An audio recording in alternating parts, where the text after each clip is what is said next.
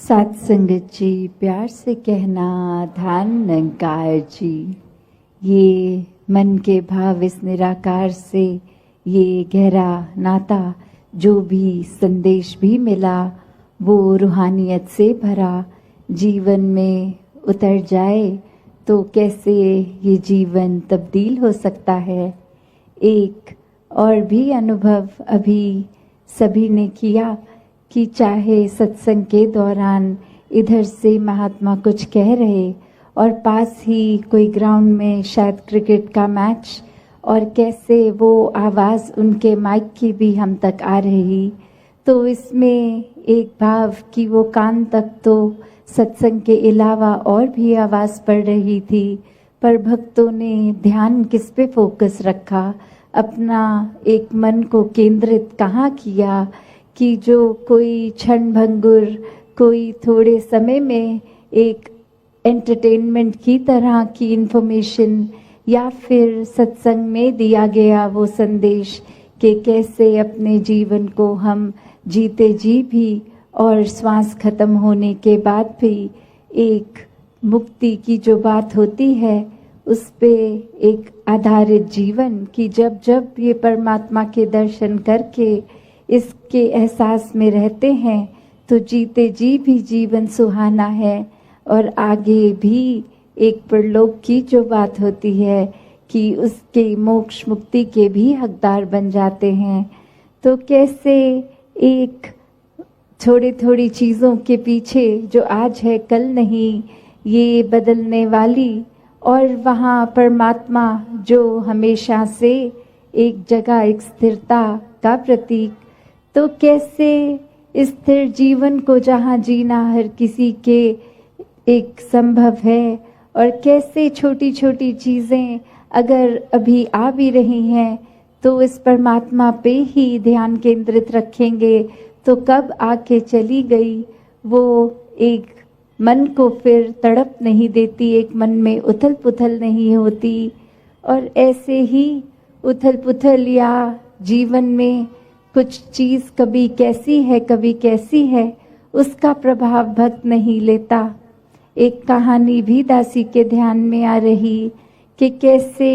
एक व्यक्ति के पास एक घोड़ा, और वो रातों रात घोड़ा अपने आप को छुड़वा के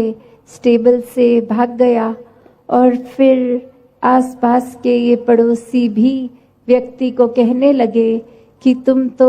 परमात्मा में इतना विश्वास रखते हो, तुम्हारे साथ ऐसा कैसे हो गया, इतना नुकसान हो गया, इतना महंगा घोड़ा था तुम्हारा, भाग गया। और वहीं कुछ समय बाद देखते हैं कि वो घोड़ा अपने साथ कुछ जंगली घोड़े और लेके एक झुंड में आ गया, और वही जो अड़ोसी पड़ोसी पहले कह रहे थे कि ये परमात्मा से जुड़ के तुम्हारा नुकसान हुआ, वही अब ईश्वर का उस व्यक्ति के साथ भी बोलकर कि नहीं आपने ठीक किया। पर वो व्यक्ति जब घोड़ा था नहीं था या वो अपने साथ कुछ और घोड़े ले आया तो उसके मुंह से हर बार यही बात निकली कि जो भी हो रहा है इस परमात्मा की रजा से हो रहा है, ये एक जैसा है वैसा ही ये ठीक हो रहा है। और आगे चल के उसी में से एक जंगली घोड़े ने दो लत्ती मारकर उसके बेटे को जख्मी कर दिया, और अब फिर वो पड़ोसी बोले कि ये सब होने से बेटे का नुकसान हो गया, और फिर वह व्यक्ति बोलकर कि ठीक है इसको अस्पताल ले जाते हैं, पर जो हुआ है ये परमात्मा की रजा से ही हुआ है। और आगे वो समय उस राज्य में वो राजा अब जंग के लिए घर घर से नौजवान लड़कों को चुन रहा था, और जब उसके घर पहुंच के देखा कि एक ही जवान लड़का, पर वो एक फिजिकली फिट नहीं है, एक टांग में चोट है,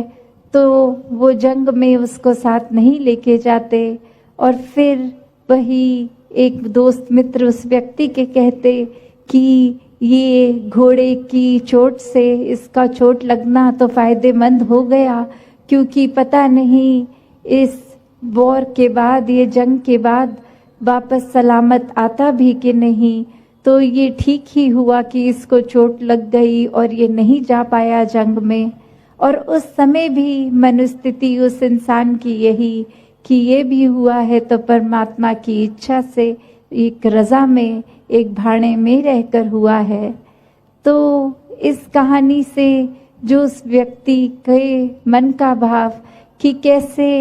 उसके जीवन में भी खुशी दुख आता गया, एक मन से जो भाव, इस परमात्मा पे विश्वास, इसकी रज़ा में रहने की वो कंटेंटमेंट, वो एक संतुष्टि कि इस परमात्मा में अपना ध्यान है, इसके आश्रय है तो सभी ठीक होना है।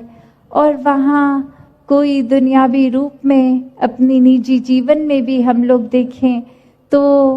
कोई ना कोई ऐसी टिप्पणी कर देता है कि आप तो सत्संगी हैं, आप तो परमात्मा में विश्वास रखते हैं, तो आपके जीवन में तो दुनियावी रूप में ये सुख नहीं है, ये कमी है। तो एक भ्रम में डालने का भाव हर एक का रहता है। पर जो इस परमात्मा से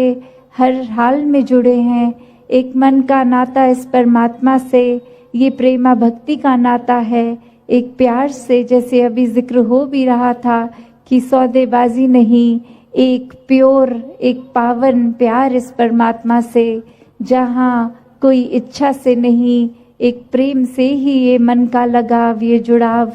तो ऐसे भावों से युक्त एक भक्ति हो रही है तो फिर कोई नहीं फर्क पड़ता कि कोई क्या कह रहा है क्या नहीं, क्योंकि भक्त को अपना जीवन पूर्ण लगता है कि ये परमात्मा पूर्ण है।